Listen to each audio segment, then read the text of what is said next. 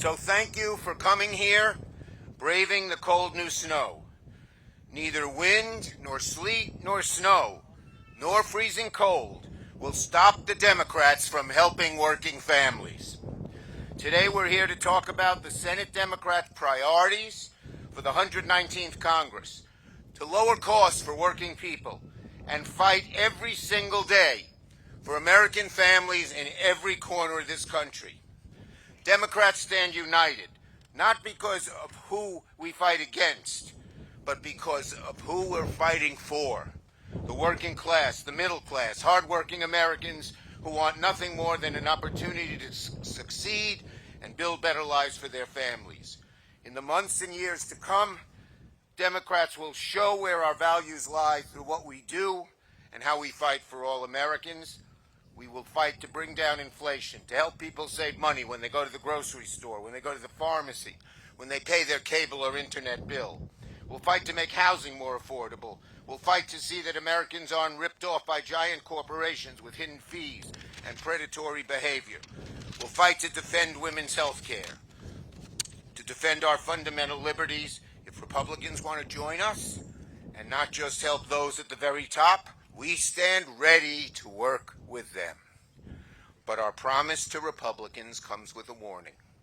Democrats will not hesitate to fight back if Republicans use their new majorities to make life more expensive for the working families of this country.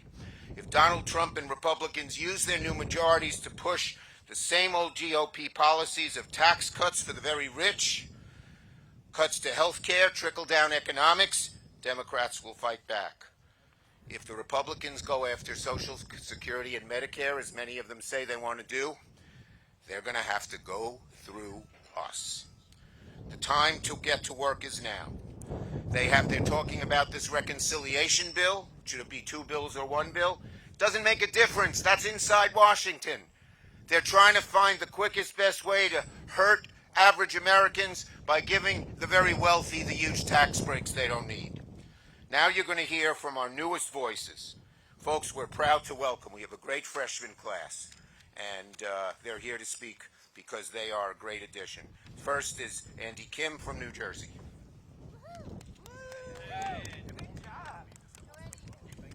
Thank you, Leader. And to stay on the good side of my new colleagues, I'm going to keep this brief.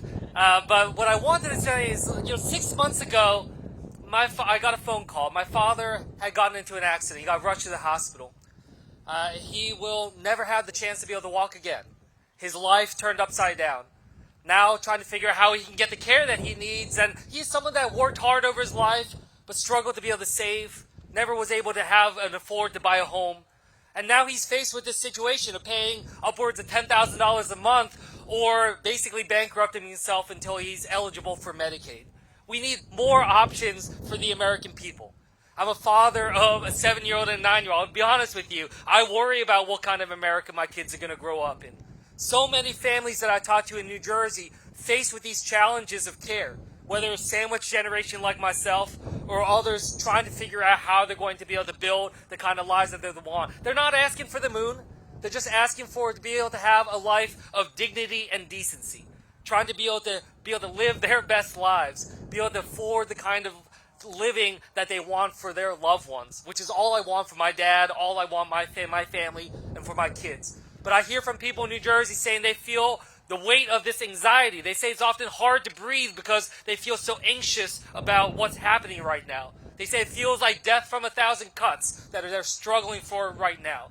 So that's what I'm here for, and I'm grateful for my colleagues to fight alongside, making sure we can deliver for the people in their daily lives, in their daily needs. Thank you so much. Blood Rochester from the great state of Delaware. Wow. Thank you, Leader Schumer, for hosting this press conference. I'm excited to be here with my colleagues, including this incredible freshman class. And I have a message to the American people. I can tell you one thing. We, the Senate Democratic Caucus, are ready. What'd I say? We're ready. We're ready to fight for working families. We're ready to fight for our communities. And we're ready to fight for Americans. Now, as some of you may know, my colleague Chris Coons and I represent a small but mighty state, Delaware. But what you might not know is that Delaware is only 3 counties, and we are blue, purple, and red. So we work with everybody. We are urban, suburban, rural, and coastal. We are America. And so America, again, want to tell you that the Senate Democrats are ready.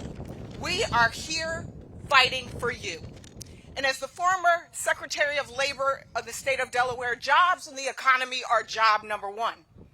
As a matter of fact, if I were to have a second middle name, it would be Lisa Blunt Jobs Rochester.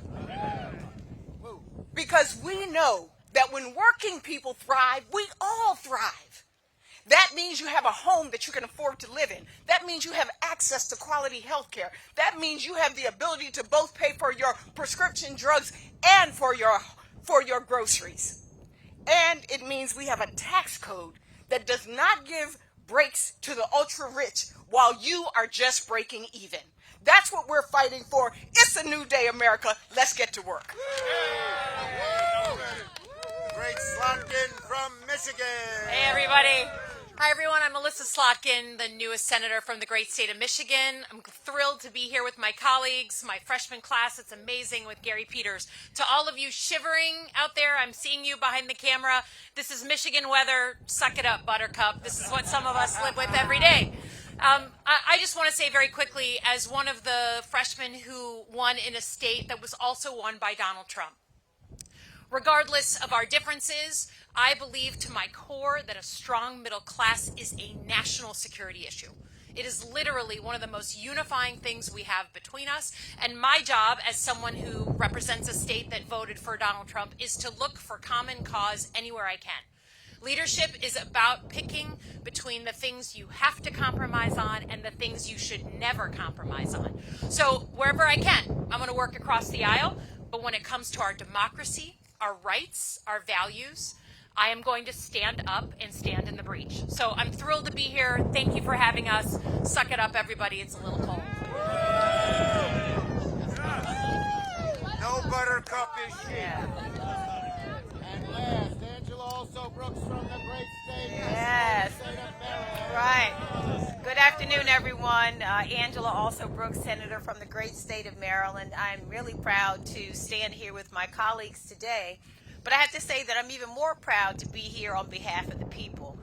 You heard my colleague talk about the brisk weather. I think we're all feeling it. And I am reminded in a moment like this one that in just a few minutes I'm going to have an opportunity to go back inside of this building. And we cannot forget for a single moment that there are Americans all across this country who have no place to go on a day like this one, in a cold day. And so that is what our work is about. It's about the people, and nobody represented better than President Jimmy Carter, who we today recognized his life of work. What President Carter represented for all of us is the truth that it doesn't matter what we say we believe, it's more important what we do.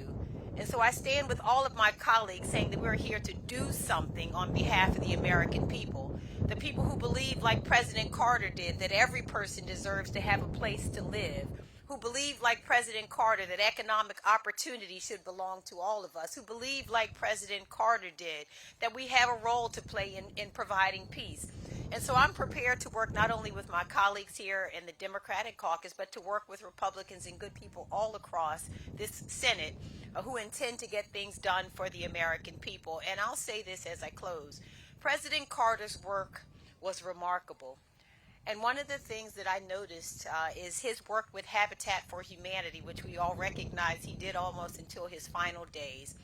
And I'm sure it is the case that when he went to build those houses, he never stopped to ask the question, will a Democrat or Republican live in this house? He believed that every person, every human deserved to have a place to live. That is what our work is based on. We're ready to get to work, and we will not be deterred.